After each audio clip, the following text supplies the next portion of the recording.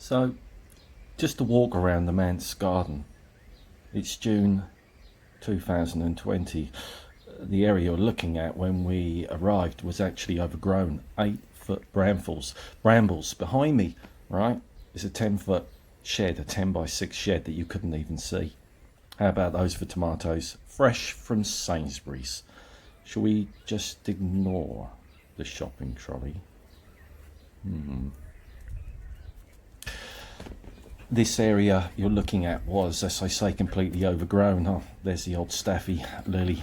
Oh, she is creaking, but still getting about the garden, doing her thing, checking things out.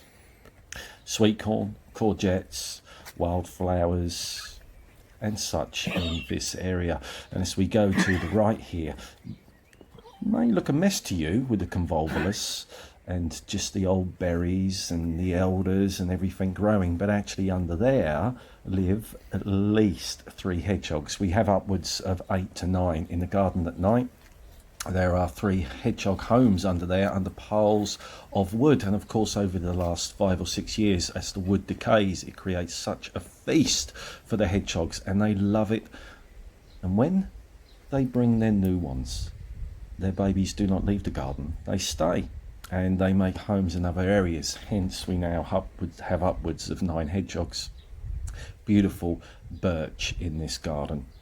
So the veg garden is coming along now. All sorts of things, from runner beans, the common stuff, to onions, to gem squash, to areas where wild flowers here just are allowed to mix with the gem squash and the peas.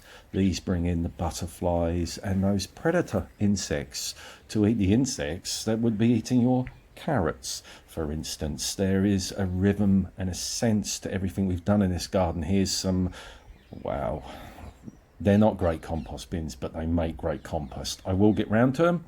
There's our daughter's old bed, actually, that I've made a couple of them out of.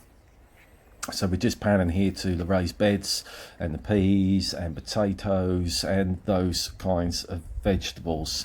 Again, this garden, we've sought to work with what was there because it was so overgrown. This was actually all carpet, this whole area. We've built on top and then cut through where we want good soil, and where we want the poor soil, we have the wildflowers. It's surrounded by this lovely natural York stone. Again, this whole area too was 8-foot brambles, but look at that stone. Just showing you the canopy here I've shaped out of hawthorn and ivy, and there's a woodpecker living just above. And an owl comes to this garden generally most nights. The next stage of some of the work we're doing is to really make this York stone begin to sing. You can see this path of beautiful old natural stone, and the stone to my right, the stone to my left, and we're developing this whole area at the moment. It's June, so it's just off a flower. We pan to herb beds with, of course, curry plants, lemon balms, lavenders, fennels, and all kinds of just wildflowers we've allowed to grow there. Of course, the chamomile's there for fresh chamomile tea we cut in the mornings. This area here at the back, again, just left more wild but managed. The hedgehogs love rooting. This will be a pond shortly, this area, and it will be flanked by these beautiful wild cherries that I've positioned. As they've grown naturally, I've just anchored them out. There'll be a stone set path against these meadows that I've allowed to grow and produce, and now we are seeing moths and things laying in there, and stag beetles coming from old stumps there. They live up in those natural cherry trees. We've allowed them to self-seed. This area is more wild, but it's managed. Everything working together. Yeah. That's just my hedge cutting ladder. So for anyone who wants to help cut hedges, there's plenty to do here. So this area now more defined and landscaped. The stones here and the brickwork and the paving, really I've just scrounged them, took them from builders in the area who wanted to see what I would do with their cast-offs.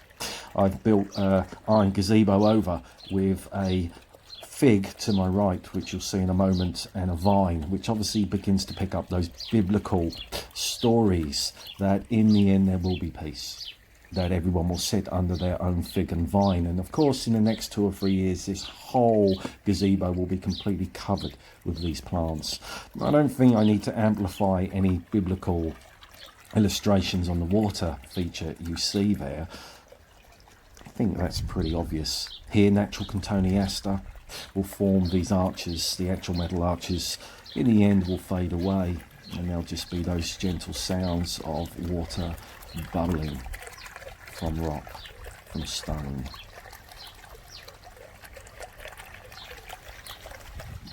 Come now to another intrinsic part of landscaping. It's the 6 days of creation and rest. And I built this while on sabbatical. These stones, for instance, you can see here the round, the square white with the yellow stones depicting the great lights in the sky. Here the swirling cobbles and pebbles depicting the seas, and of course the white and the black depicting that first breath of creation, where creation was spoke into being. I've named this the path of creation. Coming along, but many years' work, still needing much development. But of course I needed somewhere to sit, to rest, to take stock, to have Sabbath. So I made a deck.